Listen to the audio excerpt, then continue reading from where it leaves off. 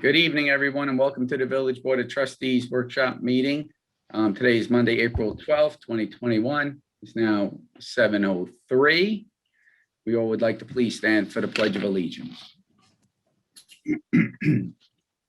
I pledge allegiance to the flag of the United States of America and to the republic for which it stands, one nation, under God, indivisible, with liberty and justice for all.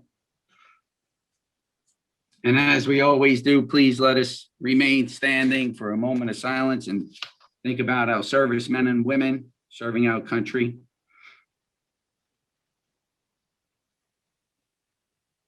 Great. Thank you.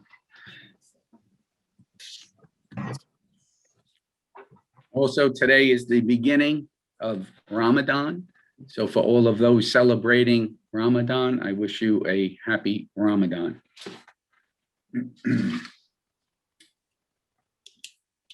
Okay, at this time, I'd like to take a roll call vote. Trustee Alpert. Present. Trustee Barone. Present. Trustee Corrigan. Present. And Trustee Sauberman, we are awaiting on. He should be with us momentarily. No. I also have Miss Amy Paffenroth, the village clerk, with me this evening, and Mr. Magrino is also on, along with Mr. Genito. Was that Mr. Sauberman that just chimed in? No, Mayor. Okay. So the upcoming meetings, public hearing and budget meeting to consider the 2021-2022 tentative budget are scheduled as follows. April 19th, 7 p.m., public hearing to consider the adoption of water and sewer rates. April 22nd, 2021, 7 p.m., budget meeting to discuss final budget determinations. And April 29th, 7 p.m. budget meeting to adopt the 2021-2022 budget. Mayor, is there no workshop on the 26th? There is a workshop on the 26th. Hold on, let me just check the calendar. That is the last Monday, yes. So the workshop, the regularly scheduled workshop is April 26th.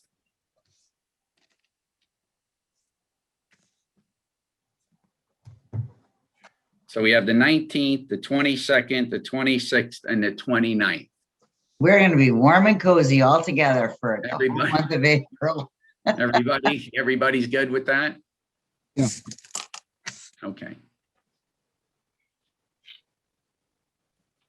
So we did have B listed as the workshop, and then the regular scheduled meeting is Monday, May 3rd.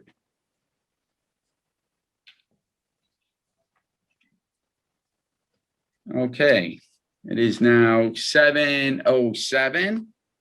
You can make a motion to open the public hearing to consider the 2021-2022 tentative budget and to consider a local law to authorize property tax levy in excess of the limit established in General Municipal Law Section 3C for fiscal year ending May 31, 2022. So moved. Trustee Corrigan, do I have a second? Trustee Barone. And Trustee Barone, all in favor? Aye. Aye.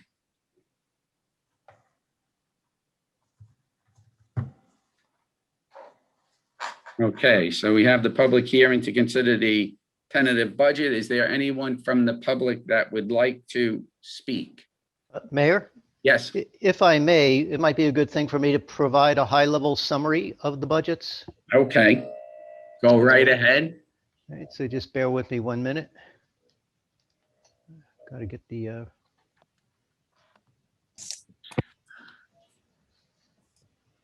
okay, can you see my screen yet or no? No. Okay.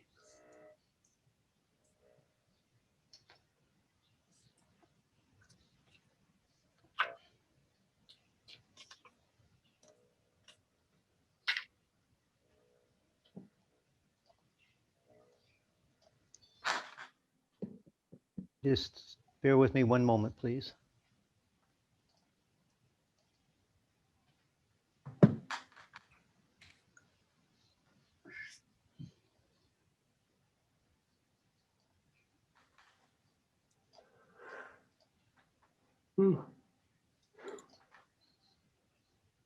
Okay, here we go.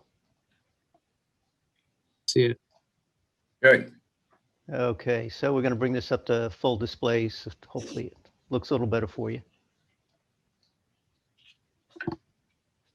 All right, so here we are, the 2021-2022 tentative budget. For those who don't know, our fiscal year runs from June 1 of 2021 to May 31 of 2022.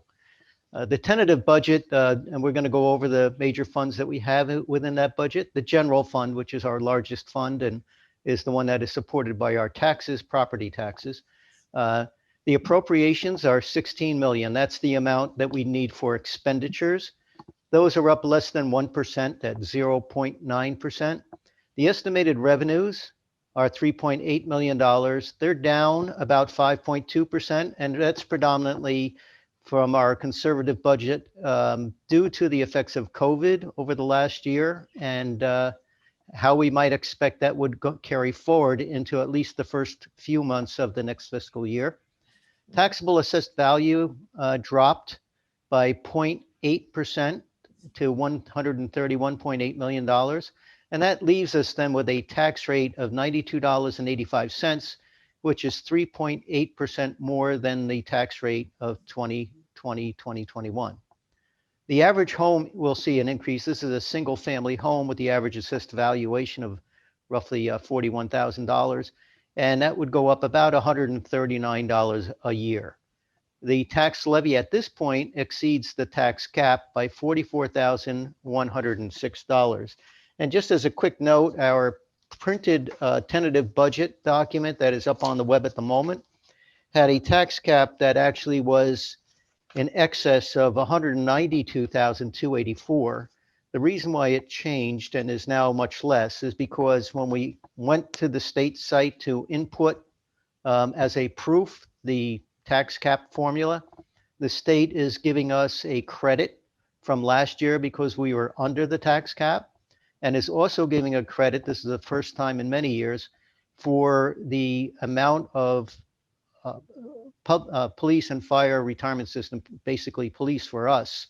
And the increase in that retirement system rate was beyond what the state would allow, and then gives us a credit on the tax cap.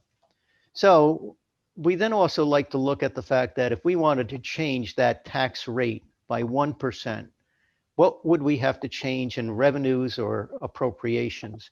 We'd either have to raise revenues by $122,000 or reduce appropriations by $122,000, or some combination of the two. And the other way that it could be done is with the taxable assessed valuation, and that is unlikely to change, highly unlikely. We would have to come up with $1.3 million in additional assessed valuation to increase the tax rate, or I'm sorry, decrease the tax rate by 1%. So that's our general fund. And then within the general fund, we have our solid waste districts. The curbside solid waste districts services predominantly our single and two family homes throughout the village. The appropriations are approximately $1 million. It's up $25,000 from the previous year. That's primarily because of the rates it is to dump the garbage. The unit rate for a household would go up by $13 and would be $564 this year. The container solid waste district is the district that manages the apartments, the cooperatives and condominiums within the village. And those, the appropriations are unchanged because they're under a multi-year contract with a Carter.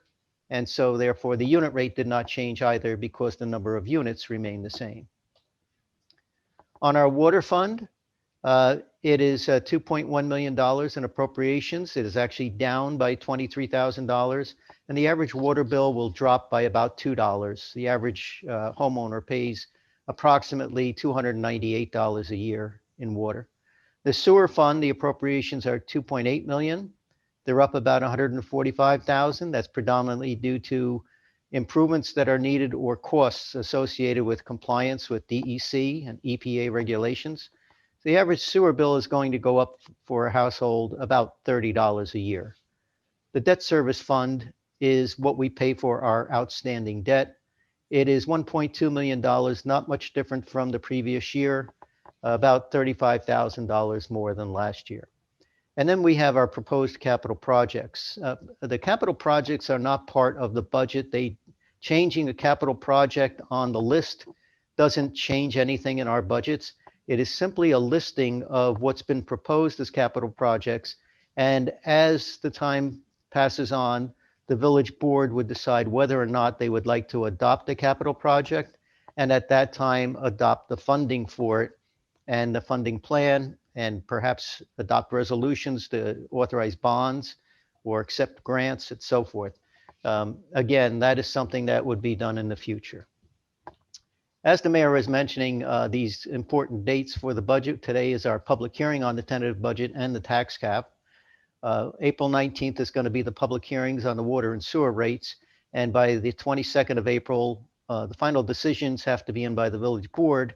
That gives us approximately 1 week in order to prepare all of the information, check with our assessor for any final changes in the taxable assessed valuation, and produce a final document that is suitable for the board to adopt. And finally, if somebody wants to look up any additional information, the tentative budget is posted on our website, suffernny.gov. You go to important documents and links, and then to financial documents. Or you can simply write to me, treasurer@suffernny.gov. I'll be more than happy to answer any questions that the public or anyone else may have on our budget. So that's essentially it, Mayor. And that's it. So thanks. Thank you very much. That was a great presentation. Okay, so is there anyone from the public that would like to speak in regards to the budget, the tentative budget? Before we have anyone from the public, I just want to chime in. Fred is here, but he can't get in. So if Mike could be so kind as to give him privileges, that'd be great. He should be able to do that now. Okay, now I can. Thank you for letting me in. Sorry that I'm late. I had a real problem with Zoom just now. All right, hi, Fred. Hi, Ed. Okay, if we see any raised hands to anyone that wishes to speak or question any information in regards to the tentative budget.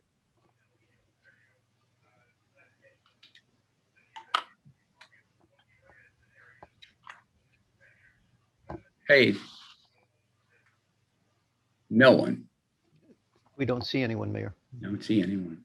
Okay. All right. All right, board. Does the board have any questions in regards to the tentative budget?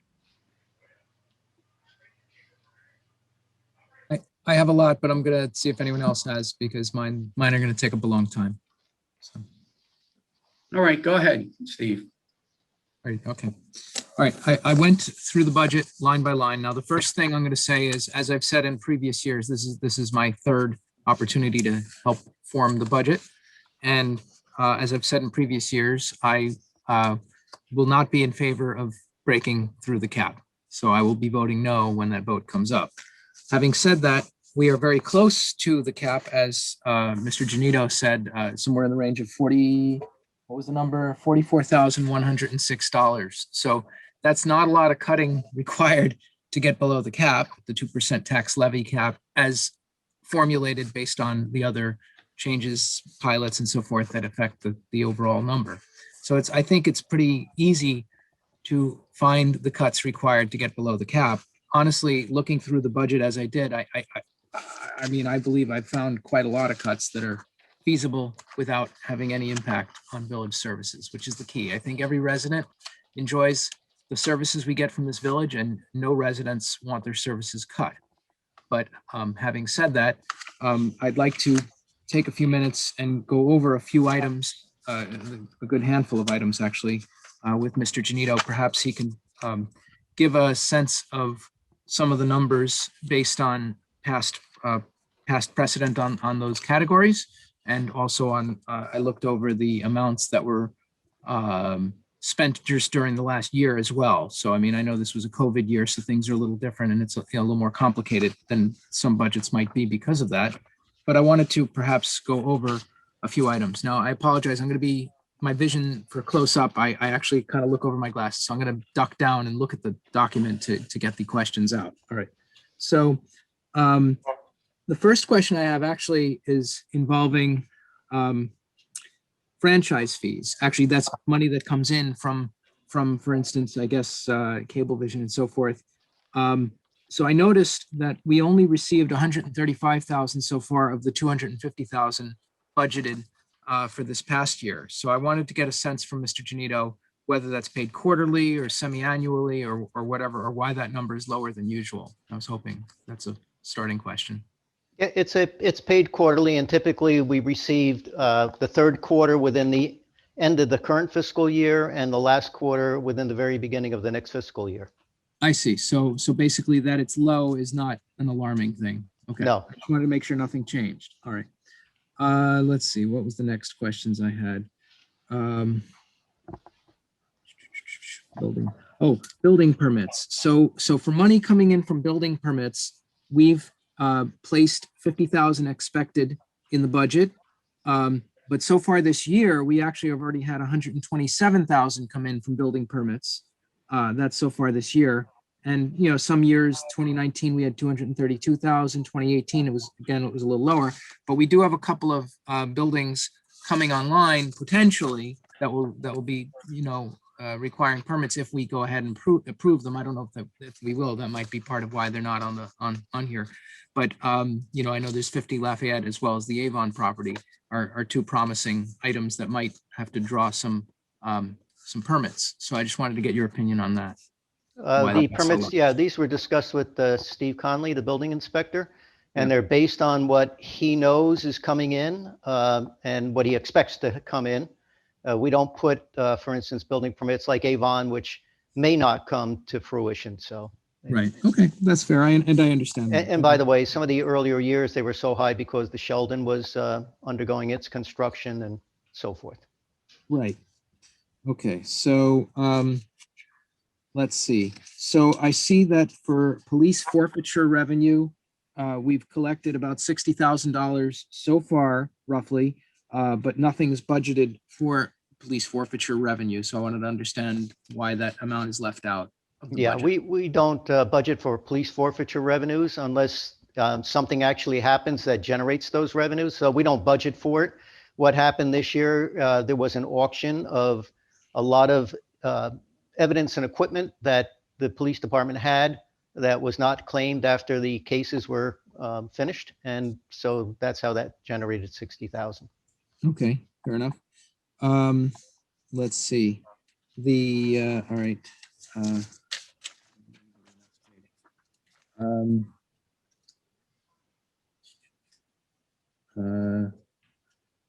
Now, I wanted to inquire about Suffern Day. I see the amount allocated for donations for that is zero. Are we planning not to have Suffern Day this year? Is that sort of the plan?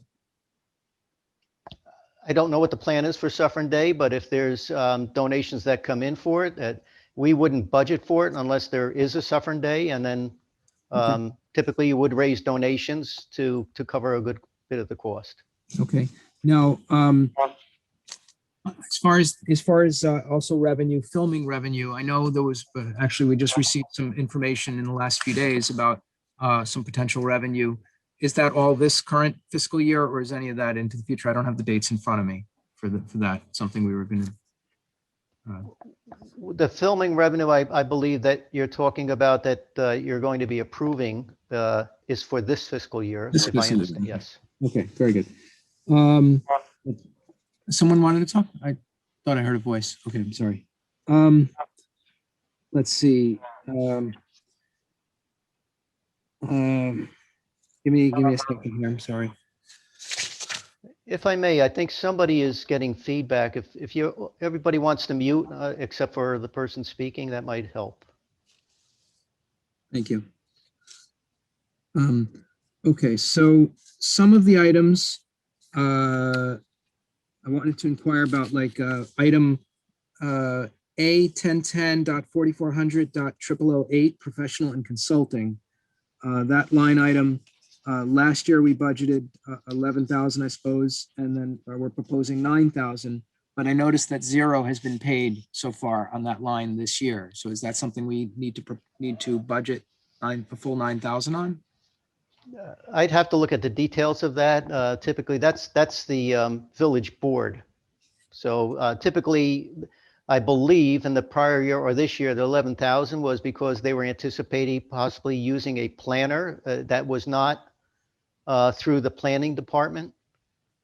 That's typically when that's charged to the village board, is when the village board is requesting some sort of professional service that is not covered by another department. Okay. In the category of A 1325.4100.0001, there's base salary and wages in that category. This past year was budgeted at $81,000. In the new budget proposal, it's budgeted at $94,745. I noticed that so far to date, we've only spent about 70,000. So I imagine we're not going to go over 80,000 for the year. So I was curious why the increase proposed of 94,000. That's about 14,000 higher than I anticipate at the most. Okay, so all of the salaries and benefits, there's a schedule towards the back of the budget that has the complete salaries and wages schedule. And that lists in some more detail where the numbers were last year and where they are this year. All of our salaries and wages are based upon the current employees that are here, or if it's a vacant position, a starting position, and they're based on either the contractual rates of the they're based on contractual rates of contracts of what people are actually getting paid in accordance with their labor agreement. Okay. In item 1325.4400.0008, professional and consulting. In past years, that has run $2,000, then $6,500, then it was budgeted for $5,000. I guess we went over the 5,000 because we've already spent 12,000 this year. But it's being proposed to be 23,000. So that seemed to be a big jump from past practice, if you will, on that line item. So I wanted to ask why that one's so high. Yes, one of the issues that the village is facing is the records management, and specifically of payroll records. This year, we were able to get quite a few of them done. And when I say done, I mean they have to be kept for, I believe it's 55 years after the person retires from the village. So essentially, they are permanent records, for lack of any other better term. The paper records are best transferred over to a digital record, and then as well to microfilm. And that's what that is for. That's for making sure that all of our payroll records, going back as far as we can find them, are then preserved. Okay. Item number A 1325.4400.0037, software license and maintenance. In past years, it was budgeted at like 20,000 and 22,000. Now it's budgeted 27,000, but in fact, we've only spent about 9,000 on that line item. So I'm trying to understand why it's budgeted. Yeah, so most high. of the licenses come due towards the end of the fiscal year in the last couple of months. This is for the software license for all of the, it's the financial management system, it's the backup software, it's the anti-malware software that we use, email and so forth. Okay. In that same category, A 1325.4400.0017, I'm sorry, 0117 rather, computer consultant. In past years, it had run us 3,200, 2,600, 5,800. And we've spent about 6,800 so far, but 15,000 is budgeted. So it seems a little high for me. Yeah, that's for a consultant to come in. We have a network that is very aged in the village hall. As a matter of fact, it, I think, was put in the early 1990s. And what we're finding is that the amount of internet traffic, for instance, that is required because so many things are online now, is requiring us to upgrade that system. So this is part of a And we're actually going to have a project to do it, but we have to get some initial costs done by a consultant. Okay. And another one that was up a bit on base salaries and wages compared to what we had last year. But I'm sure it follows through with that schedule you mentioned, A 1420.4100.0001. There seems to be a jump there from 17,000 budgeted last year to 42,500 budgeted this year in that category. So that seemed like a big jump, but I'll skip that because again, I know you discussed that the wages are statutory, or you have agreements with the employees, but I do see one here, legal services that I wanted to discuss a little further. A 1420.4400.0010. I presume that includes our labor attorney as well as, just other legal services. So we've spent 89,000 so far this year. We were budgeted for 170,000 and the budget is asking for $175,000. I do personally think that we spend a little too much on lawyers in this village, and I think we can do a lot more with a lot less. That's my opinion. For instance, I've said it before at meetings, and I'll say this again. I don't think we need two attorneys sitting in on our typical village board workshop or village board meetings, and I'm not sure why we have two attorneys at every one of those meetings. That's a very big cost to the residents, and it's unnecessary. We're spending several $1,000s per meeting on excess legal costs, and I think we can knock that out. And I'd really like to see the rest of the board agree with me on that. Yeah. I'd like to get rid of some of them. Yeah, Trustee Alpert, I can say that I do know that we have a police contract that's going to be negotiated this year, but I'll let Mr. Magrino respond to it because it's within his budget. Mr. Magrino, would you like to respond to that? Sure. Can you hear me? Yep. Yes. Right. A couple of things came up in terms of the numbers. One, I'm salaried, so as you know, originally it was 35,000 for the year, and then when I took on the village attorney position, that went to 50,000. But I continued to do the planning board and zoning board and the prosecutions. This was a unique year, so with the Zoom meetings, everything was something that we could handle.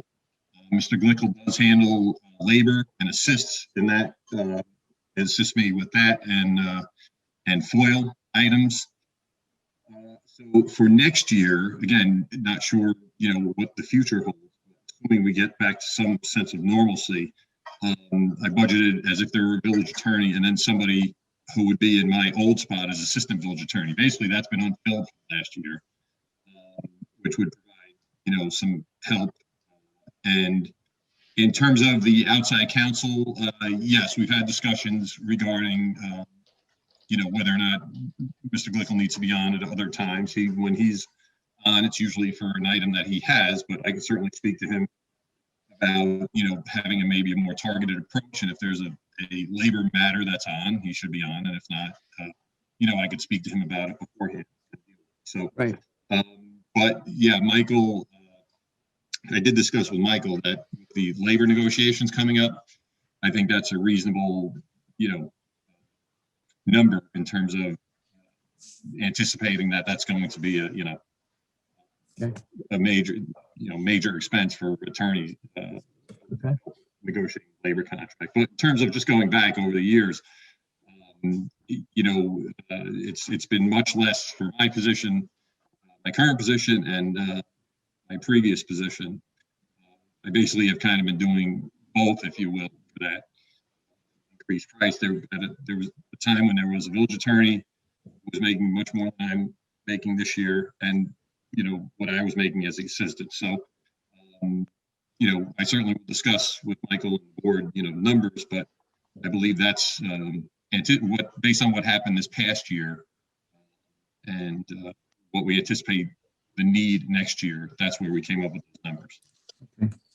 So just so you know, Steve, that Mr. Sauberman also brought that to my attention in regards to the number of attorneys that are present on the board meeting, in which I do agree with you. I did speak to Mr. Magrino in regards to the necessary or the need for having Mr. Glickle on only for the, if there's COVID questions or labor questions or employment questions. So Right. we are exploring that. So good point. Thank you. Right, and I'm sorry, I neglected to mention that. That was a major thing that Mr. Glickle assisted with was COVID. When I kind of took over as village Yes. attorney last March, that's when obviously, everything was going on. It was a big help to me to have him come on with his experience and knowledge and help with Right. interpreting all the executive orders that came out in that regard. So, Right. No, I'm not saying he doesn't have a place. I'm more just saying, I think we're too freewheeling, I think, with our external legal costs. I have no problem paying you, Mr. Magrino. I think you do a fine job, and I think Mr. Glickle does a fine job, but I think that we can make cuts that are sensible. That's all. I'm going to go back to Mr. Genito. Two items, A1620.4400.002 and 0013. Those are telecommunications and maintenance contracts that in past years were running around $17,000 to $21,000, and now they're budgeted at 25. And in fact, we only spent 16,000 on one of those and 11,000 on the other so far. So I mean, I'm wondering if those numbers, the 25, could be cut a little bit, maybe to 20 or something like that. We'll take a look at that, but that 1620 is the shared services of the entire village hall. That involves the maintenance of the village hall, as well as, so in other words, if they have various contracts for the air conditioning or HVAC and that sort of thing. I'd have to look at that with Charles Sawicki. Okay. Let's see. There was one that was actually in the opposite direction. We have a budget item that's scheduled for $10,000, which is A1910.4400.0114 judgments and claims. But according to the document you forwarded me earlier, we actually spent 66,000 so far in that category. So I guess we're over budget, and I'm just concerned if that number 10,000 is realistic for the year, or if that's a point where we might end up overspending, which is not good either. I mean, you want to be under, but you also want to be, you don't want to spend too much on something, I'll take a look at that, but the judgments and claims is when somebody places a claim against the village. Oh, I believe I know what that is exactly. That was a claim, you may recall, it was a payout to somebody who had left us, retired, and it couldn't be put in as leave time because it was a legal case. That's Yeah. what that is. And Okay. we don't expect that to happen again. I got it. I know exactly what case you're talking about now. I got it. Thank you for clarifying that. I Sure. appreciate that. So that's not something we'd expect to see. So that's probably a reasonable number. The next thing that comes up, there's multiple contingent accounts. And this one here is A1990.4400.0014.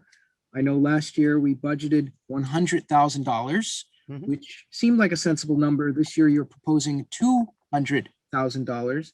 And the interesting thing is, to date, so far, again, there's another couple months left in the year, but to date, we've only spent $0 from that account. So I'm not sure that we need to raise that contingency and charge the residents essentially at least $100,000, if not $200,000, having them pay tax to cover that amount when we're not even spending that amount. Well, I'd like to discuss that with the board in executive session that involves litigation. Okay. Let me move on. I see the DARE expenditures are very low. Is there no plan to have DARE this year? Is that sort of? No, not at all. The DARE program, basically what we do every year in the budget, we budget a certain amount. I believe last year we originally budgeted like 6,000 originally. And then essentially what we do is we budget the same amount for revenue as we do for expenditure. So changing either one doesn't change it. I see. The DARE, some years it'll bring in multiple tens of thousands of dollars, and other years it brings in a much lesser amount. But no, that doesn't mean not going to have DARE at all. Okay. Next time, I'm sorry there are so many. I'm just going through it. I went through it line by line. A3120.4200.0001 motor vehicles. In past years, it was running, 37,000 and 1,700, 3,200. We budgeted 3,200 last year, spent $0, and you're proposing 120,000. So that's it's a big expense on the residents that I don't really like seeing. Well, let me explain what that is. That is for 2 new police vehicles, predominantly. Other than there's about $20,000 in there for other police necessary equipment that they have to upgrade. But the 2 new police vehicles, here's the theory behind it. we are buying at least one new police vehicle every year. And some Yeah. years we buy two. I talked to the chief about this. It doesn't make a lot of sense to buy, if you're buying a vehicle every year. And where we've been doing it in the past is we put into capital projects and then we finance it with debt. Yeah. And we can only go 3 years on the debt. That's by law. So essentially, if you buy a car this year and then you borrow money to pay it off and you buy a car second year and a third year, within the third year or fourth year, you're now paying interest on cars that you should have just bought out right out. So that's in the budget this year for 2 new police cars, rather than going out to finance them and put that off and had additional cost in future years. I see what you're saying. Okay, that makes sense. Let's see, outside printing, A3120.4400.004. In past years, we budgeted anywhere from like 1,400 down to 650 to 475. You're proposing 2,000. We've spent only $328 on this line item so far. So Okay, It's- for that, 3120 happens to be the police department. So if it is okay with you, I'm going to ask Chief Loughlin to respond if he could. okay. I'm just going in order, so I apologize. that- Sure, that- no problem. Chief, you should be able to get on. Yeah. So I basically went off approximate what the last year's budget was for that. It's likely there could be a small cut in that line, but we do utilize outside printing for quite a few of our different projects and different things that we need. It's possible this year there was quite a bit less spent out of that account, out of that line, I'm sorry, because of COVID. There was a lot of things that didn't occur this year that had occurred in the past. Assuming that everything will hopefully get back to compounded with the rising cost, I factored in a small amount more than we had budgeted for last year. But yes, you are correct. We did not spend much out of that line this year mostly because of COVID. Right. The year before, which was not COVID, you spent $475. So, I mean, it's a pretty big difference from 2,000. Again, I take issue. I'm not taking any issue, of course, with you or any department, but I take an issue in general when we're budgeting a lot of money and taxing the residents to pay this money when we're not actually spending that money, and then it just goes into the fund balance. I don't think that that's sensible to the residents. I don't think the Like I residents said, should be I doing that. basically just went off. I mean, obviously, you all know this is the first year of me doing a budget. So I only had years past budgets to go off. So I tried to stay comparable to what we had spent in years past. It's likely there could be a small cut in that. I don't know necessarily that we will want to go much less than, what we had spent in years past, but it's like, a few $100s that could be cut out of that line. Right. Okay. And similarly, the next two items actually also in the same groupings, A3120.4400.007 and 008. One of them is books and references, and the other one's professional and consulting. For the professional and consulting, we had budgeted last year $10,000 and spent $0. And we're budgeting $8,000 this year, and again, spending $0. The highest in recent years was $4,500 spent a few years ago. So I'm wondering if professional consulting is what we typically use for outside computer consultants. Sergeant Justine takes care of a lot of our IT, in-house IT things. There are some things that are beyond his capabilities that we do need to sometimes bring in outside contractors for. I can't really predict, if there's going to be a cost in that. If there's not, we've been lucky in the last couple of years that he was able to take care of everything, internally, and there was no excess cost. But in the event that some type of networking issue or hardware issue, server issue comes up, we do need to have some type of consulting funds available in the event that he's not able to take care of it internally. Yeah, it just seems like a large amount when we've never spent that kind of money. That's all. Like maybe half that might be more sensible in my opinion. Similarly, on the other one I mentioned, the books and references, we've spent only $794 this year so far. We had 5,000 budgeted, but in past years we spent 638, 878, and 431. I think 5,000 is too high in that category, and I'd like to see it cut. I understand that.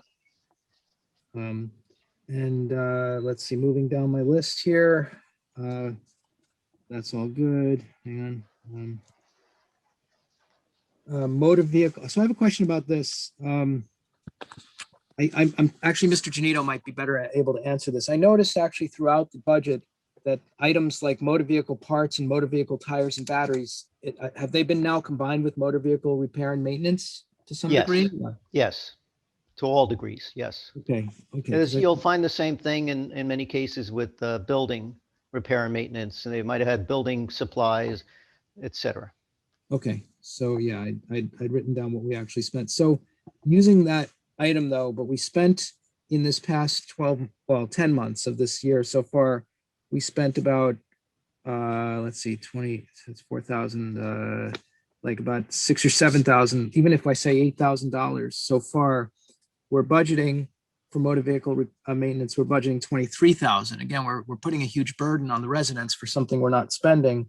And for something, when you go into past years and you add it up, it's never been really over, even if you add those numbers up, it's never really been over about $15,000, you know. And yet Are we we're- talking about the police department?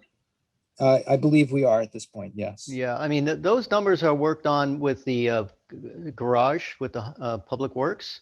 Okay. We have, as you probably know, an older fleet there as well. There is a number of older vehicles that do require, you know, they're out of warranty and they require repairs and maintenance, and they would be higher. Now, you know, changing that estimate, that would be up to some discussion with Public Works to see if that's feasible or not. All right. I'm hoping that some of these areas that I'm mentioning are open for discussion. I mean, I appreciate you taking the time to give me your insight onto where the numbers came from. But, you know, the reality is I think a lot of these items can safely be cut and should safely be cut, because I don't think I think the residents are overtaxed. I think we all agree with that the residents are overtaxed, myself and all of us being residents here. You know, you're a resident, I know, you know, and the entire board obviously is residents. So, you know, the taxes are out of control, and anywhere that we can be sensible and not just sort of put money in a black hole, I think is a smart move, you know. Let me continue here. Steve, I'm sorry, if you don't mind, what on your motor vehicle and repair, was that repair and maintenance line? What line was Well, that? it's been consolidated into the repair and maintenance line. So it's A3120.4400.0018. Right, okay, so there's a possible reduction in that line already that I spoke to with the director of Public Works, but Okay. go ahead, just so you. Well, I appreciate that. Any cuts that we can make are sensible and good. You know what I'm saying? As Well, long they as have to be, I'm sorry, they just have to be reasonable. reasonable, of You know, course. I'm in Yeah, look, I'm in total agreement. They need to be legitimate and reasonable, and we don't want to spend more than we budget. But at the agreed. same time, we don't want to budget so much that we'll never spend that much. It makes no sense to the residents, because the residents are paying for that, you know, and it doesn't make sense. Let's see, I apologize. I'm just reading these one line at a time, see what I wrote down. Okay, so miscellaneous equipment and maintenance. That's line A3120.4400.0049. In past years, we've spent anywhere from $698 to $3,700. This past year, we've spent $2,200, but we're budgeting $5,000. So again, I think there's some fat there that can be trimmed. I think, you know, maybe 3,500 or 4,000 is a more sensible number than 5,000. You know, just based on past history of how much we're spending on that line item. Moving along, I had a question on the gun and target maintenance, repair and maintenance. That's A3120.4400.0096. Past years, we did have one year, I guess, where we spent over 10,000, but most years it's been 2,900, 6,900. We budgeted 7,000 last year, but only spent $6,100. So I'm wondering if 11,000, I'm wondering if that one time that it was almost 11,000 was an aberration, or whether we can expect to see that kind of cost incurred again this year on that line item. So Again, I Yeah, I go can ahead, speak- Chief. Michael, I can speak to that. So we had just placed we typically place one large ammunition order per year.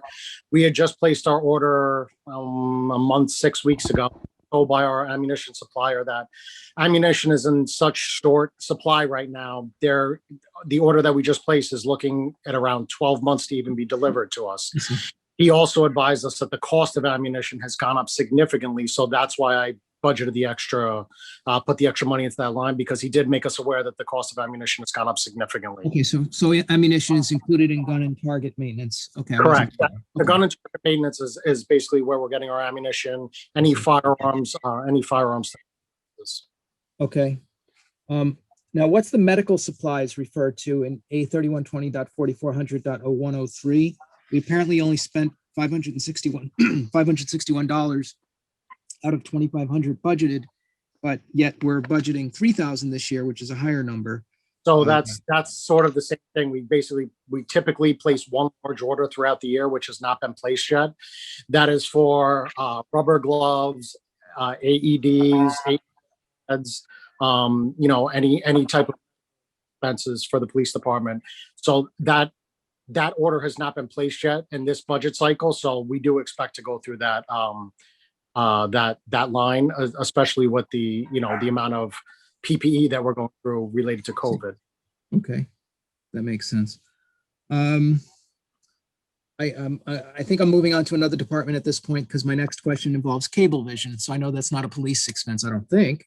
Or is that? I don't think so. So I see.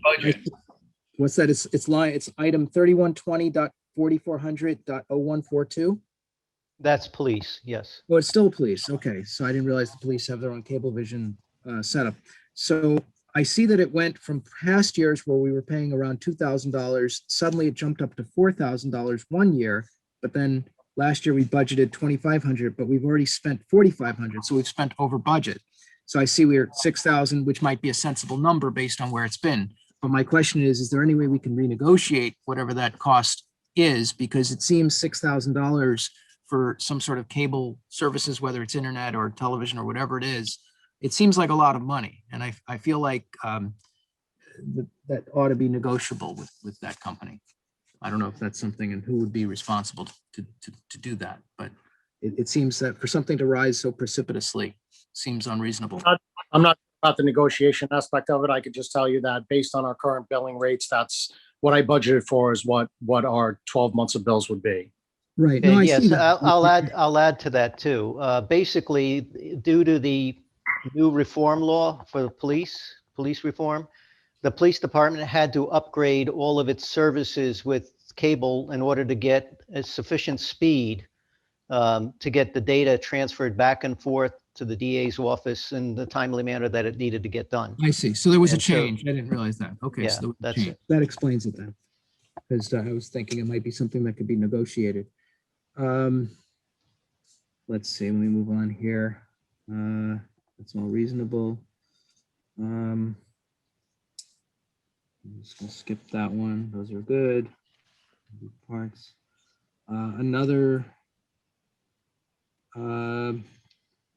So MV repair and maintenance, A3410.4400.0018. We're budgeting 76,595. So far, we've spent approximately, including all the other categories that it was previously under, we've spent about 60,000, give or take. So I'm just wondering why we're budgeting so much more this year for that. Yeah, category. if you would bear with me a minute, I'm going to try to find, I know Jeremy Kaufer was on, the fire chief. That's the fire department. Okay. Let me just see if he's on there still. If not, I do see Suffern Fire Department is on here. I believe that Jeremy was on before. Let me see if the people who are listed as Suffern Fire Department might be able to assist. Okay. Okay, whoever is listed as Suffern Fire Department, do you mind coming on? There you go. That Hey, is Jeremy, me. it is you. Yeah, that is me. How are you? Good. Steve, regarding your question was for which line? That was 4,400. Let me get back to it. I'm sorry. I was starting to. I think it was motor vehicle repair and It maintenance. was, yeah. So it's A3410.4400.0018. Okay, and that included, so So it that's now all combined with includes- 4,400.0020. Right. Well, it includes 0017 and 0020 from past years have been consolidated into that line. I see that. Correct. We- Okay, like so we I had previously- sent actually a memorandum to Mike regarding the budget increases and decreases. The main increase in that line is for motor vehicle tires. We usually do 2 or 3 apparatus per year. We wound up only doing 1 this year, and it costs us usually about $4,000 per apparatus for tires. Okay, The reason we didn't do one of the trucks this year was because of the purchase of the new engine. We felt it not necessary to replace the tires on the one that we'll be getting rid of. okay, that makes sense. But by the same token, I mean, how often does each apparatus require new tires? Every year or every 2 years? No, about every 2-3 years. So the new The engine, one of the ladder trucks, the tiller truck that is operated from the rear as well, they go through tires about every year. I see. Okay, because it is, in other words, the number is about $15,000 higher than last year, roughly. And actually, that's not true. It's not higher than what we budgeted last year. I'll clarify that, but it's more than what we spent. That's all. So, We do have some repairs still, some preventative maintenance to still be done this year as well. okay.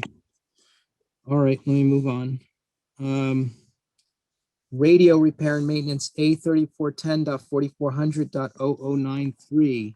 Previous years, it was budgeted anywhere, or we spent, I should say, anywhere from 17,400, 19,400, 26,000, and so forth. This year, we spent so far 18,000, but we're budgeting $40,000. Again, I think that's an excessive amount. That's correct. And there's a reason. The reason for that, Steve, is we don't own our portable radios. That's on a 5-year lease with Goosetown Communications in Congress. Our lease is up this year. Currently, we are using radios that are primarily for commercial purposes. They're not emergency service radios. I see. So I had spoken regarding this, and we felt it necessary to equip our firefighters with the radios and the proper radios that have the larger knobs on them so they can be turned with their gloves, that withstand higher heats, that can be submerged in water, God forbid an emergency. Yeah. So that increase is just the lease itself. Okay, that makes sense. I'm totally for that. Thank you for explaining that. I appreciate that. Similar, let's see. I'll skip that one because it's about salaries, which we, all right, motor vehicle fuel and oil, A3620.4400.0016. In the past, we've spent anywhere from 600 some odd to 900 some odd. We budgeted 1,500 last year. We spent $378 so far, but we're budgeting 1,500 again. So I Yeah, want, that motor vehicle fuel and oil is basically what happens is when the bills come in, they are charged directly to DPW, and then we allocate the amount that each department uses across the board. So more than likely, the amount of allocation hasn't been made for the full year, and that's probably only covering through January anyway. okay. Let's see. Let's skip those. We have similar, another motor vehicle fuel and oil, A5110.4400.0016. We've spent 23,000. We have 40,000 budgeted. And again, in past years, it ranged, $19,000 a couple years ago, 28,000 a few before that. So it just seems that we're not spending quite as much as what's budgeted. Then we have motor vehicle repair and maintenance, A5110.4400.0018. We've budgeted $62,500. And we've only spent, adding the 3 categories together, we've spent about $35,000, something like that. So that seems like 30,000 higher. All of 5110 is the street department, and I'm looking, I don't happen to see Charles Sawicki on with us. And there's somebody, Joe TBW, but he doesn't even have a phone lit up here.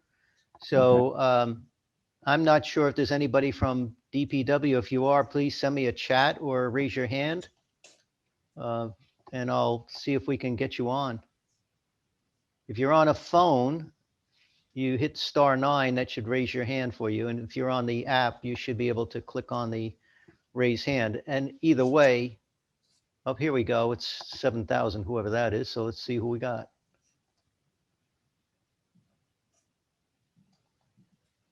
Okay, so you should be able to speak now.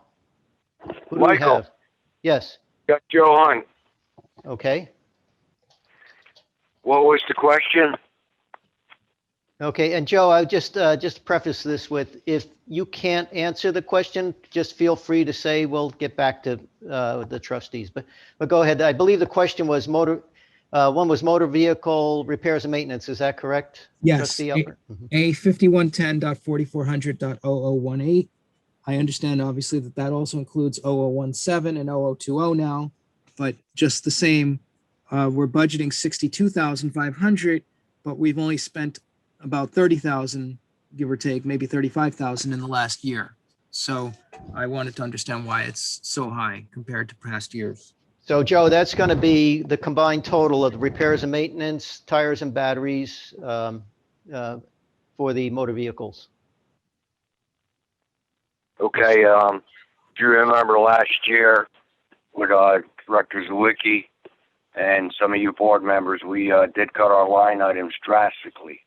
Right now, if you look at some of our other budgets, 8160 being one of them, you're going to see that we are close to negative or negative in some of these line items. So we're utilizing what we gave and what we need to do with these older trucks.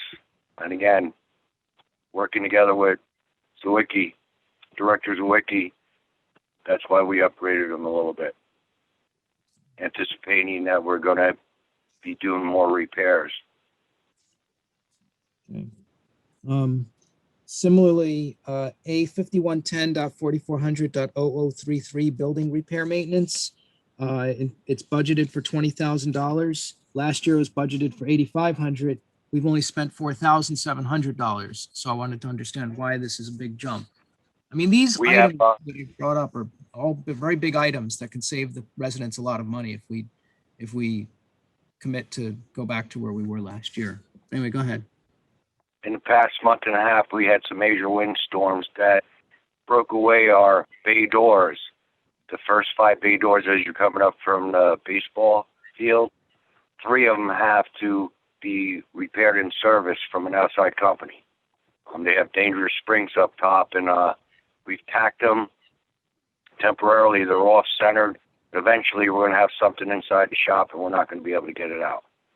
So we anticipation, talking to door companies and getting ideas of quote. That's why we added this and brought it up.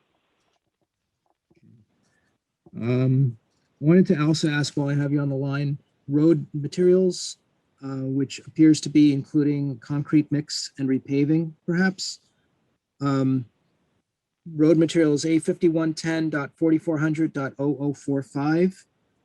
Last year we budgeted $45,000 for that, plus 75 plus 7,500. So that is the same as the 60. That we're budgeting now, but we've only spent actually about $7,700 in the last year. So we're severely underspending that line. So I wanted to get a better idea of why it needs to be as high as it is if we're not spending that kind of money. That was going to be used for repaving some of the parking lots. Then we put a hold on because of the shared service. There's a lot of things in the works. Again, I do use road material when we patch your holes. Yeah. Repair the roads. So I don't know if the budget that I'm looking at, or the expense control report, I don't know, it is 3-1, and we've turned in a lot of bills since then. Okay. So this might not be inaccurate. All right. And I'm not sure. I'm just seeing that it's a pretty big line item in the budget, and we're never spending anywhere close to that. Looking at past years, we budgeted more this past year, last year, but we didn't spend that, and we certainly didn't spend it with actual spending the previous several years. So it seems like there's an availability to cut that line item, and I'm hoping that we can get to some understanding on that. that's going to have to be brought up with Charles Zawicki. I can't make that decision. Okay, that's fair. Let's see. Another line item involving repairs and maintenance, A5142.4400.0018. We budgeted in past years, we spent 3,500, 6,500, 1,200. We budgeted 7,500 last year, spent 4,800 so far. We're looking to budget another 7,500, but it looks like we're typically never spending that kind of money in that category. So it's What's the line item, Steve? what's that? What was your line item that you were talking about? 5142? Oh yeah, 5142.4400.0018.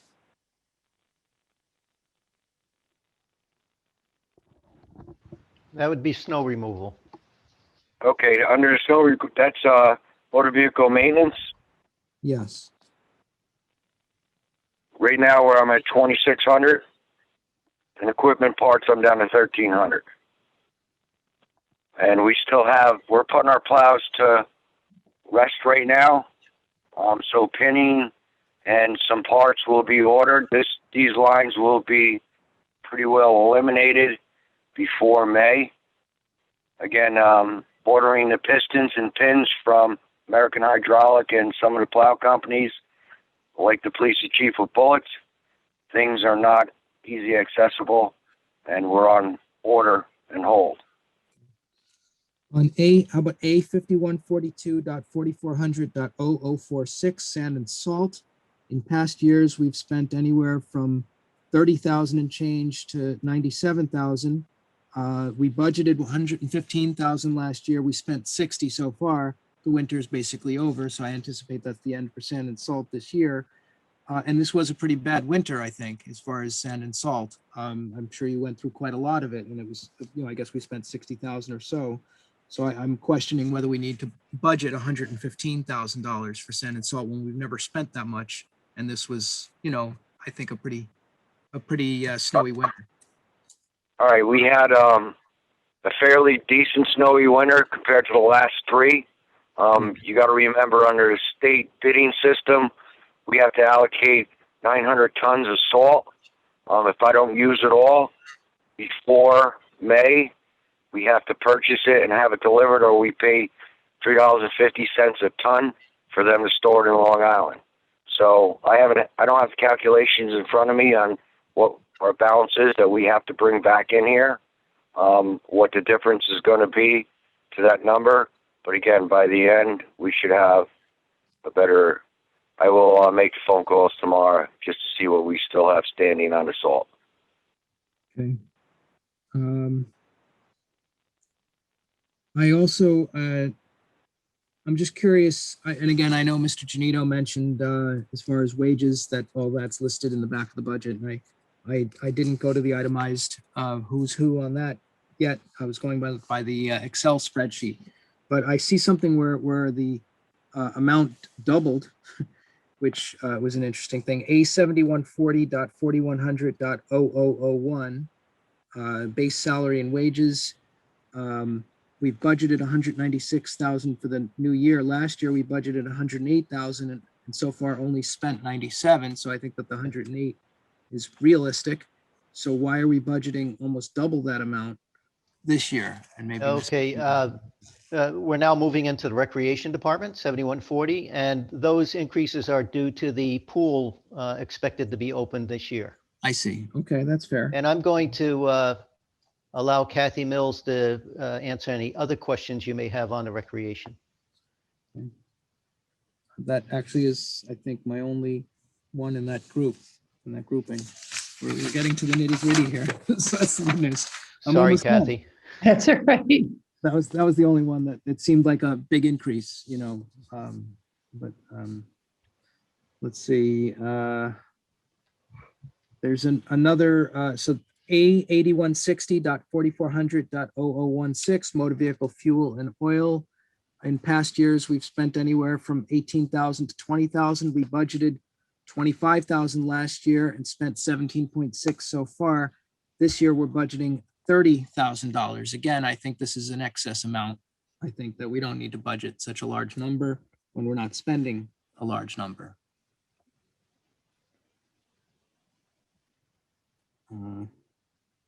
Similarly, motor vehicle repair and maintenance. Again, I know it's picking up a couple of categories here, but this is the A8160.4400.0018.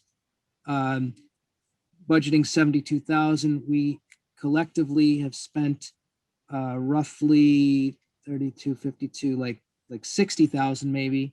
We budgeted last year 45,000.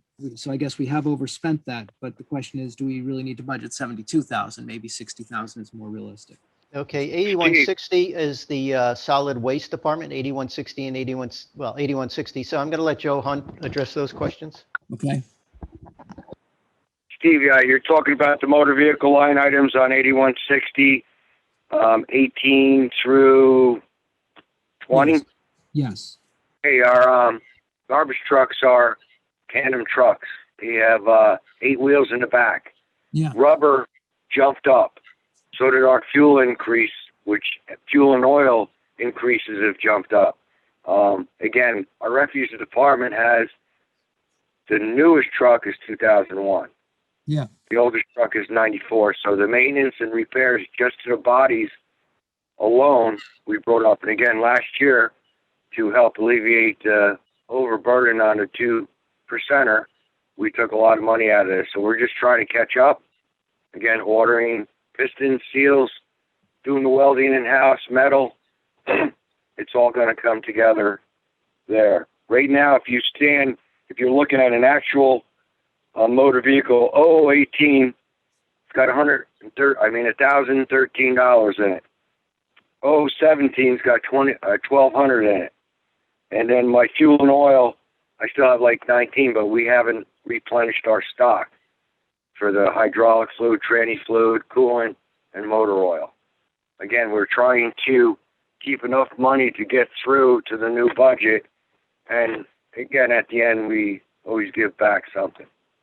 Yeah. And these numbers I'm going by are from April 1st, my last printout.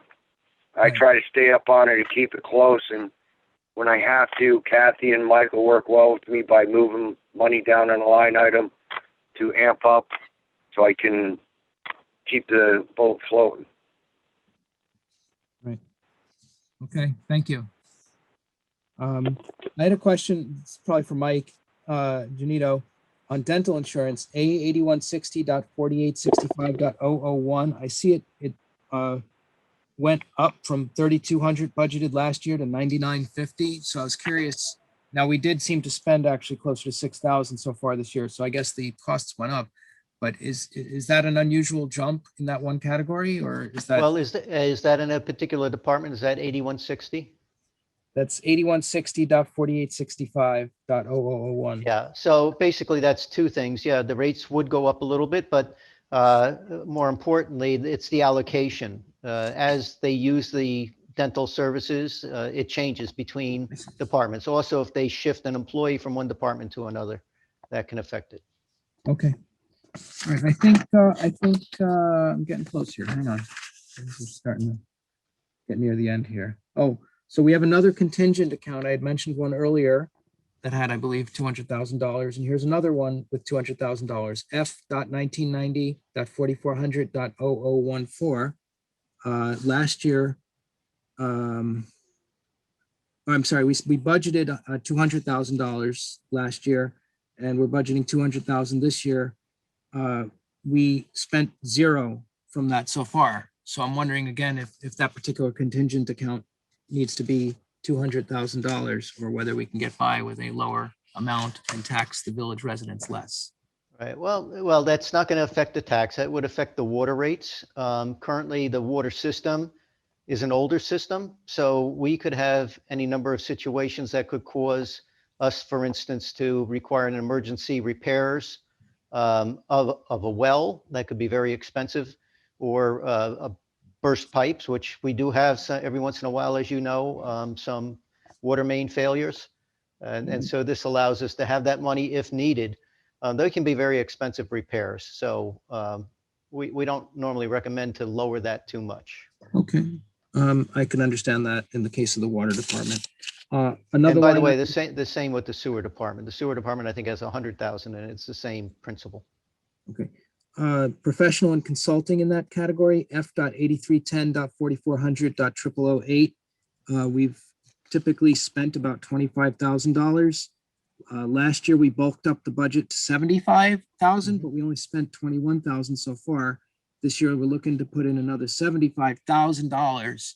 And again, it seems to be a line item that we don't spend more than 25,000 on. So to me, that's $50,000 that can go back in the residents' pockets. Well, again, it's with the water fund, so it would deal with the water rates in that case. But more importantly, we are actually on a discussion today with the meter supply company. The meters in the village, believe it or not, the residential meters are 50 years old about.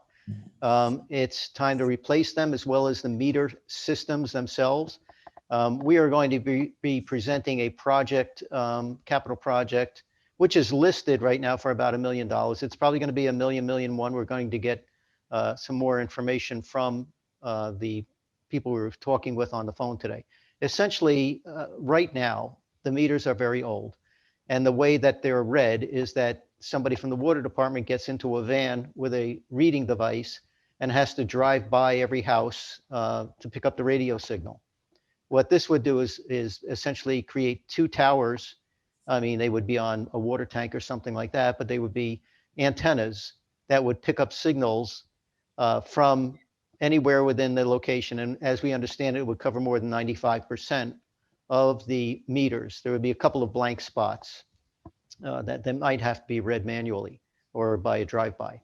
The bottom line is that not only would this allow continuous reading, which right now we only read once every 6 months. And as you've probably heard in the past, sometimes people have a water leak that is past the meter, but they're not aware of it because it's out in their yard somewhere.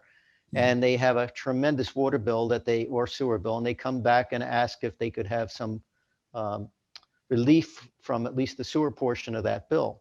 And this system would alert us if too much water based on the normal usage is being used or too little water from what we could see. And we could alert the resident to check for a leak or check to see if there's something wrong with their meter.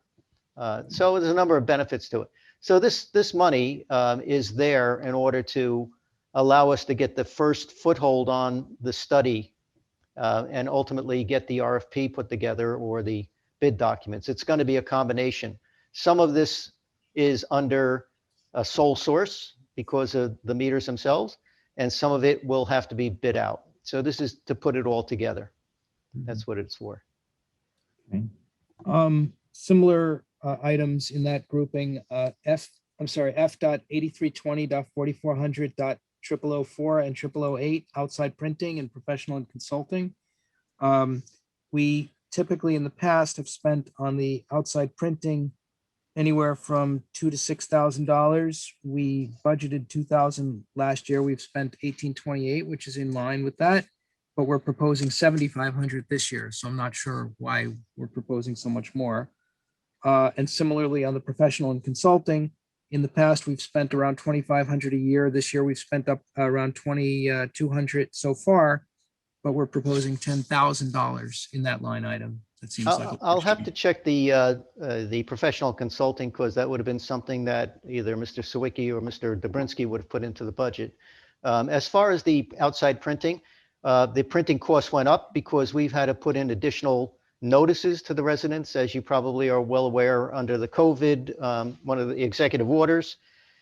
The governor required now for us to notify residents that if they have difficulty paying their utility bill, they can have a payment plan set out for them where we would not be able to charge them late fees or interest on it, provided that they can basically show that they have a difficulty due to COVID in paying their financial. Are those things that we've already sent out though this year or something that's pending? Well, some we already sent out and others are going to be pending because right now the law is in effect through December 31st. Okay. Here's one. Also, it's in that same grouping, F8320.4400.0027. Education.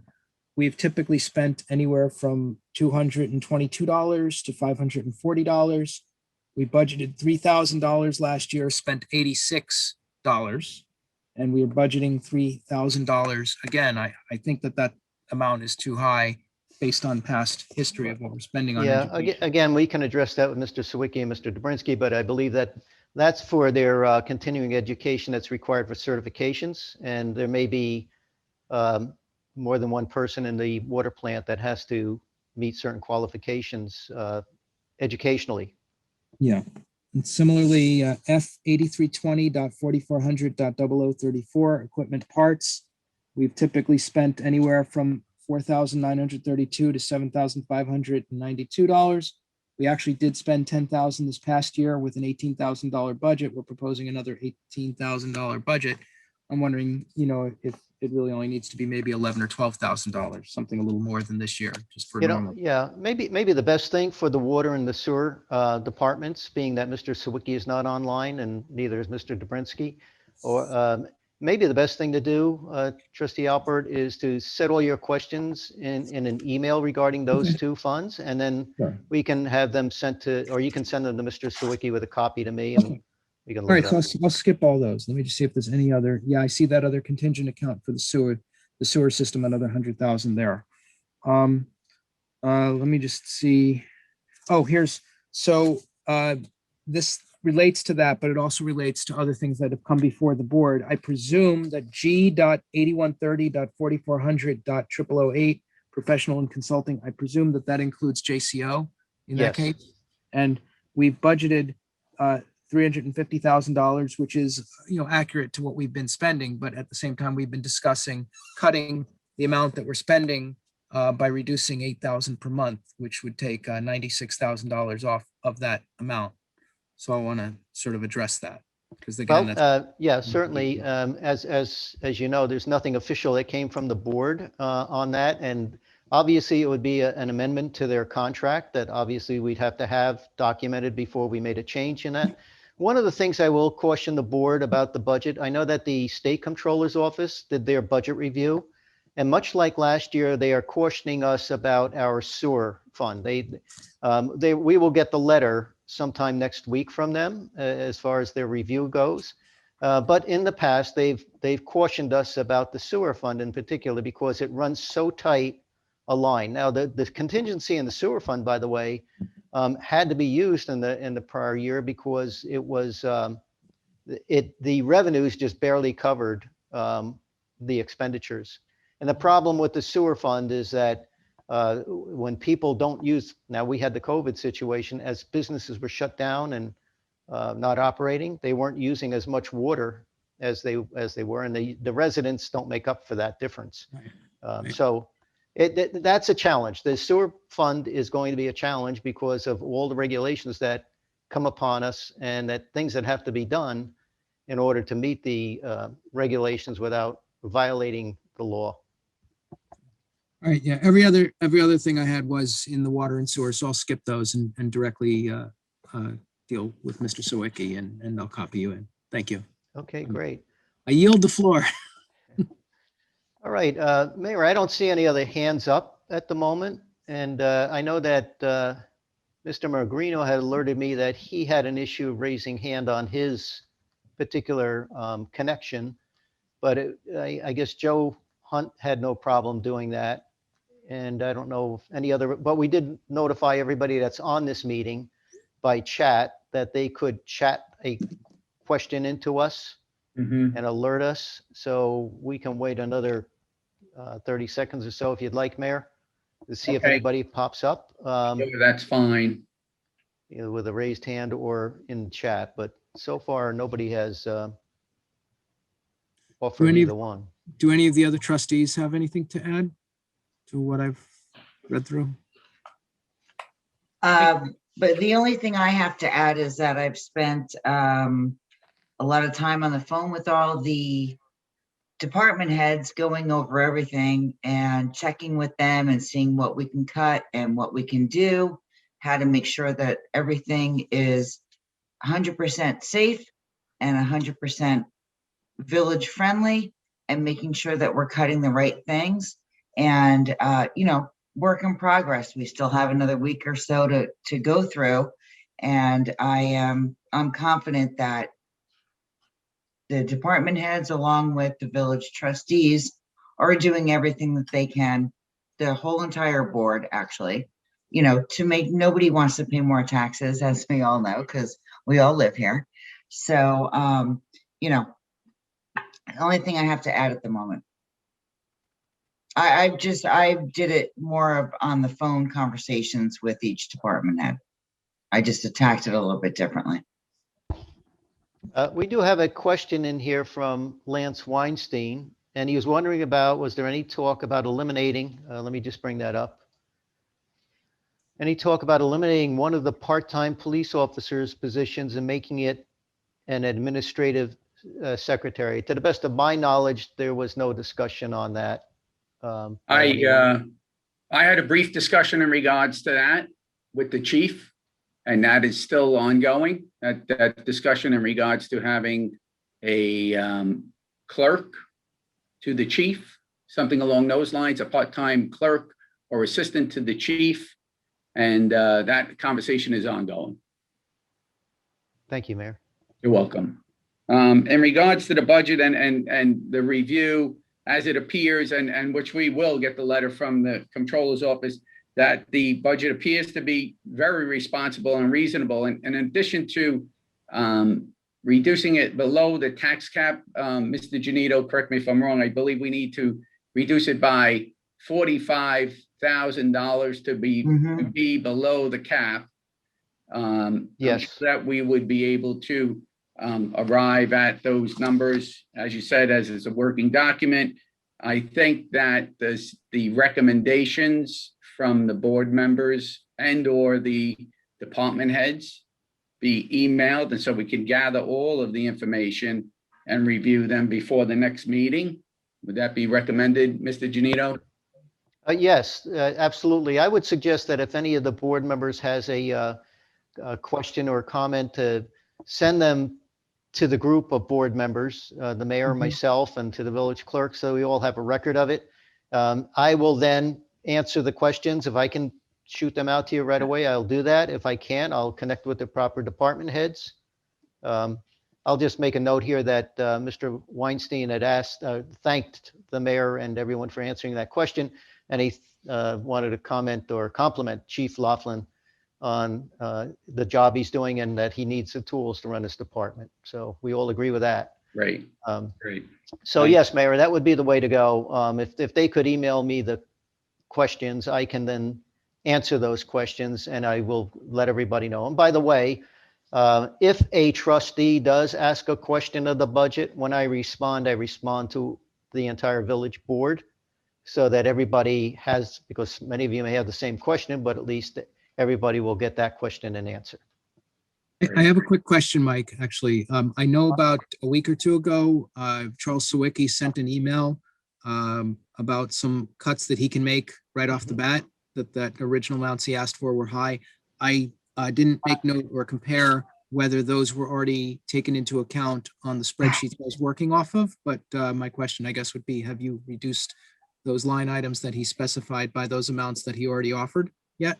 No, the line items that you received are those that are reflected in the tentative budget document. Okay.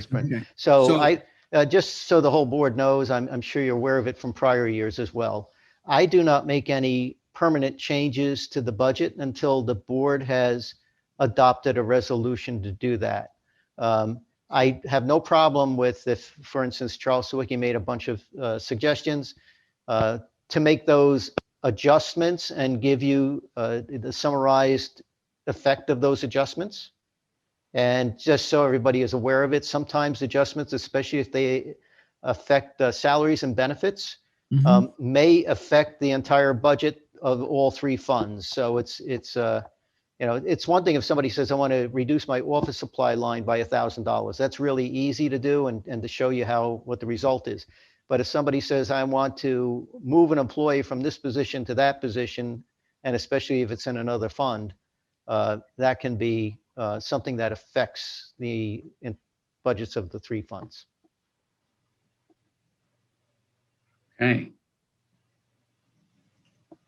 Okay, does anyone else have any additional comments? Michael, could you just, you lowered your voice where I couldn't hear the answer. When you said about cutting costs, like with changing the cost of an employee or changing an employee's position, you mumbled the answer, how it affects the budget or the departments. Can you say that again, please, nice and loud and clear? Sure. Yeah, basically, if I have an employee, let's say, in the street department, and Charles, for instance, says he's head of Public Works. Public Works is his street department, the water department, sewer department. He has a laborer in the street department and says, I can move that laborer to the water department. And now that's going to lower the taxes in the general fund, but it's going to increase the water rate in the water fund. At the same time, there's some allocation of benefits between the two funds that would be affected as well. So all I'm simply saying is some answers and the effect of those adjustments are very easy to show the board. It's just a simple, you can almost do it on a calculator. Others affect things that happen between the funds. And so that would adjust them. Okay. All right. By the way, when we do get around to the filming resolution, Rob Magrino is going to want to pitch in on that one. Rob, are you able to get in because you are a co-host? Oh, I didn't. Can you hear me? Yes. Sorry, I didn't try to get in as a co-host. Oh, okay. Excuse me. All right. So here. we're not there yet. Any other questions from the board in the meantime? I mean, as we mentioned, well, anything can come to me, and I, as you all know, I take phone calls, or I prefer email because then it gives me in black and white what you want to have done. But if it's just a quick discussion on something, I have no problem with a phone call either. All right, Mayor, I see no more, no further hands. I don't know if you want to close the public hearing. Yes, I'll make a motion to, do I have a motion to close the public hearing? Motion, trustee Barone. Trustee Barone, do I have a second? Second, trustee Corrigan. Trustee Corrigan, any further discussion? All in favor? Aye. Aye, any opposed? Okay, the public portion now is closed. And Mayor, I just want to add one thing. The Yes. public should be aware that if they do have questions on the budget that they want the board to be aware, they can certainly send an email to treasurer@suffernny.gov, and I will be more than happy to pass it on to the board and to answer their questions if there's a question on the budget that they don't have an answer to. Thank you. Thank you, Mike. Mr. Genito, didn't we last year have some sort of email that actually went directly to everyone on the board? It was like budget@suffernnewyork.gov or something? We could do that, yes. We could have that same email, I believe, is still out there, but I'll check it and make sure it's available. Yeah, certainly they That way can it's send it not- to That way budget. you don't have to worry about forwarding it, and it Sure. goes to everyone. Good If idea. it works, I Okay. don't mean to, No, I'll make sure, I'll make sure that it's active and budget@suffernny.gov, yes. That's what we used last year. Thanks, Steve. Yeah. Okay. Okay, so next I have the resolution adopting local law number 3 of 2021, authorizing a property tax levy in excess of the limit established in general municipal law 3C. You all have the resolution? Mhm. Okay, do I have a motion?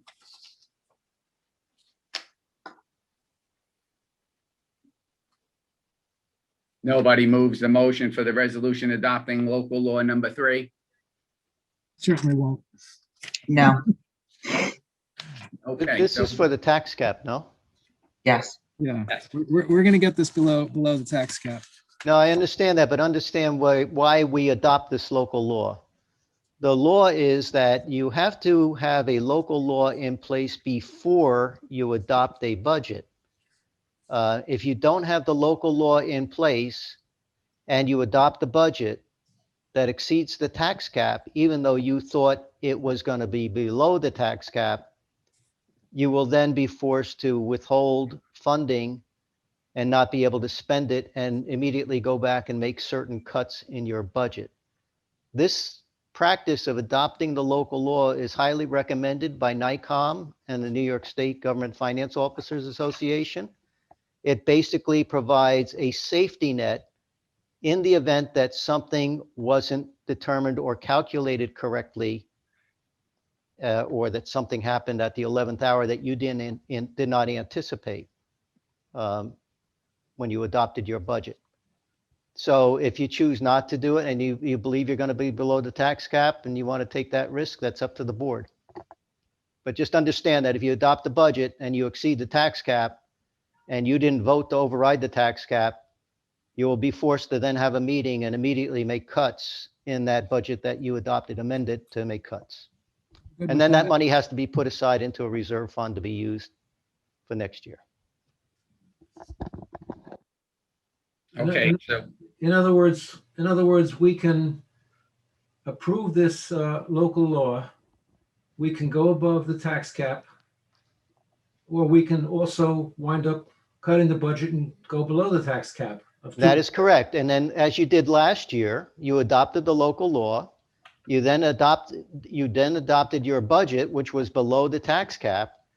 And within a month after that, you rescinded the local law.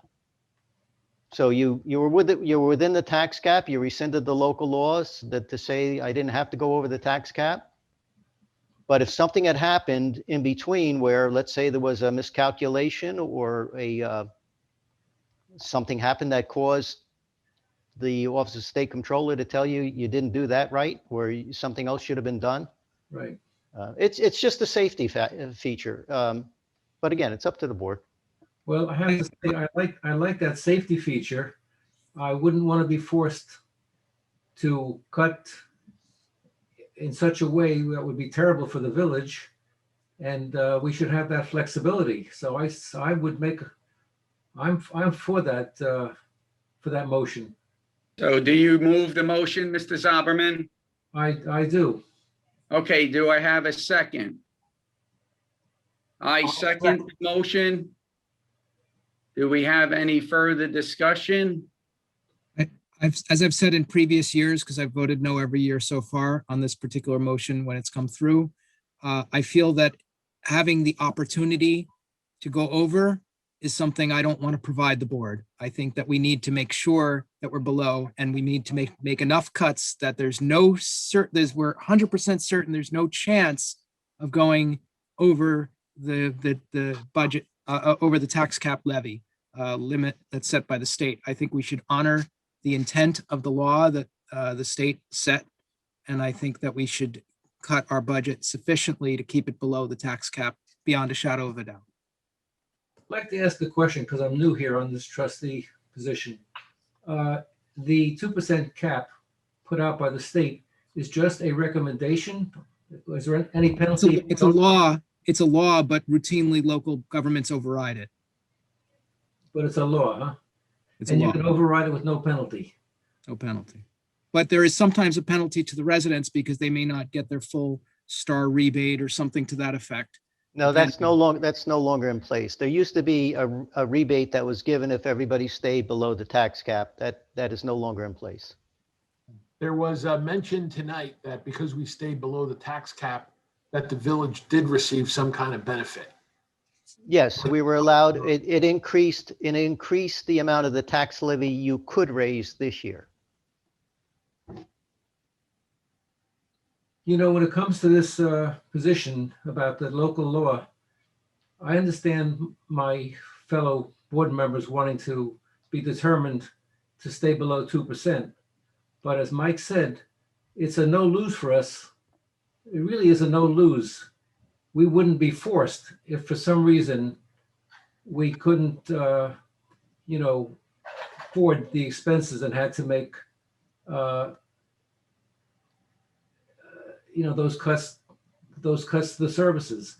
I think to be in such a position of being forced to cut services that might be so essential and, whatever inventory we need is ridiculous. That's why I propose the motion. And this is a reasonable and responsible resolution to adopt, proceed with your budget process and adopt a budget that will be under the tax cap, agreed. And after that, rescind the resolution and the local law. This is a belt and suspenders, a safety measure to protect the village residents from exceeding or not exceeding the tax cap. This is just a reasonable resolution and local law that we need to pass under recommendation from the village treasurer. So as Mr. Sauberman moved it, I seconded. We're on the discussion. Is there any further discussion before we take a vote? I do want to remind my fellow trustees that, as Mike Genito said, he quoted two sources. I don't even know what Nikon is, but he quoted two reputable sources that recommend it. New York Conference of Mayors, Oh, okay. the statewide conference, and they make recommendations to all local governments. All right. That's another reason why I made the motion and hope that we'll pass it. Okay, all right. All in favor? Aye. Aye. Any opposed? Opposed. Opposed, trustee Alpert? Anyone else opposed? Trustee Corrigan? I feel that we are absolutely, with all the conversations that I had this year with all the department heads, I truly firmly believe, and I've had conversations with Mike as well, that we should be fine with giving our residents an opportunity to know that we're not going to go over the tax cap. And I completely understand, Fred and Mayor Ed, that where you're coming from, but I think this year we have to show solidarity to show that we know that we're not going to do it. We're in a place where we are actually able to do this without making any kind of safety cut, department cuts. We can just make sensible cuts without having to worry about it. So for the first time ever, because I've always voted yes for this, I am confident with our department heads and with Mike's help, we're going to get down the 45,000 without a struggle.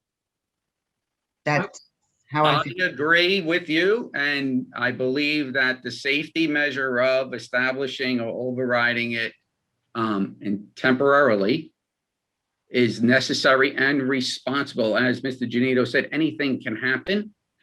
And if you fail to keep it below the tax cap, there'll be an issue of a larger impact and burden to the village taxpayer. It's a safety measure. I just want to explain that to the public that's watching.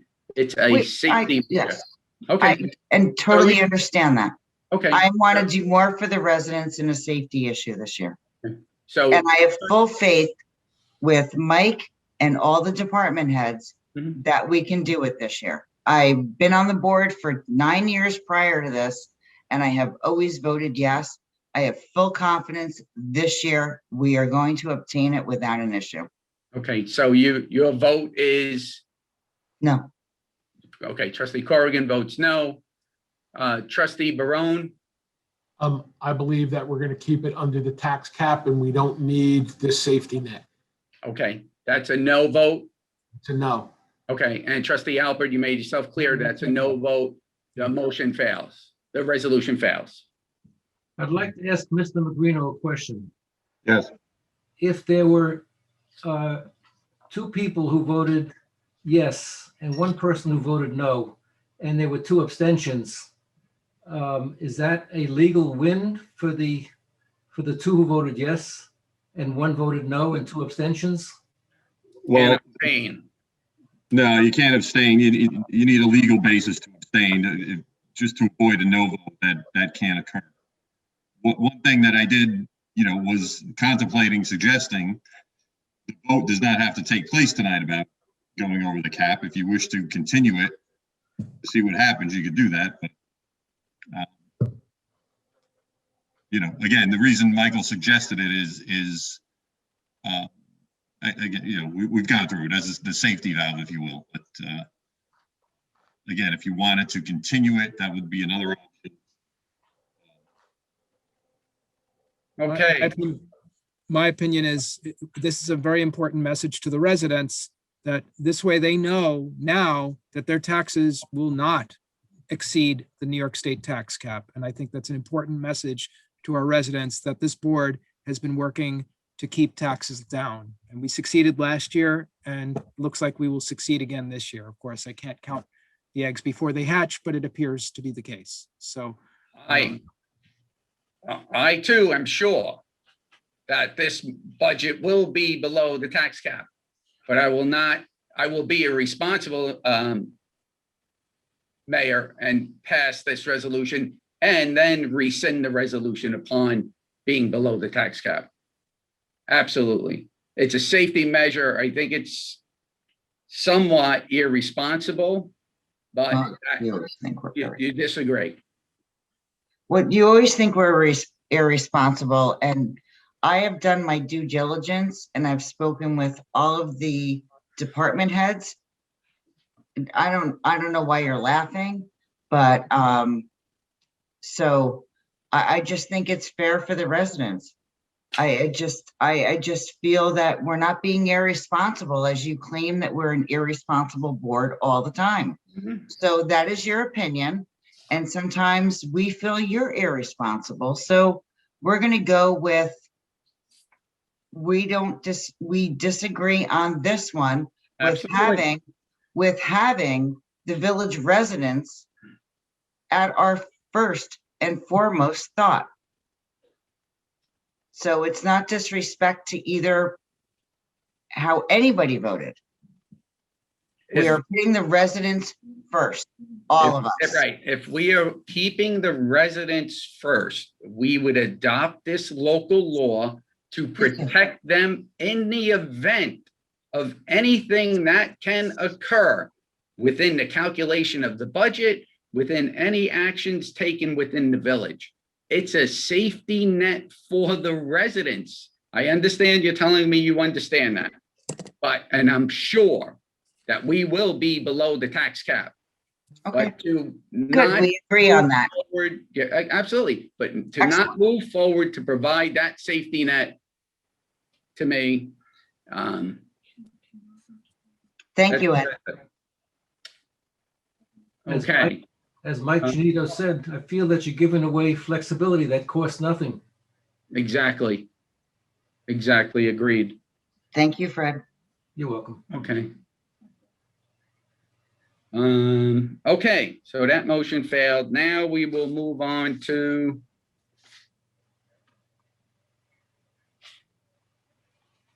resolution authorizing Universal Television LLC to film FBI's Most Wanted in the Village of Suffern. You have the resolution? Yes. You have it. Okay. Do I have a motion on this Mayor, I resolution? just wanted to make sure you had the resolution as I had altered it Yeah. yesterday. I Yes, believe, Rob. Okay, thank you. motion, trustee Alpert. motion trustee Alpert. Do I have a second? Second, Second. trustee Barone. Trustee Barone, any further discussion? All in favor? Aye. Aye. Aye. Any opposed? Motion passes. Thank you.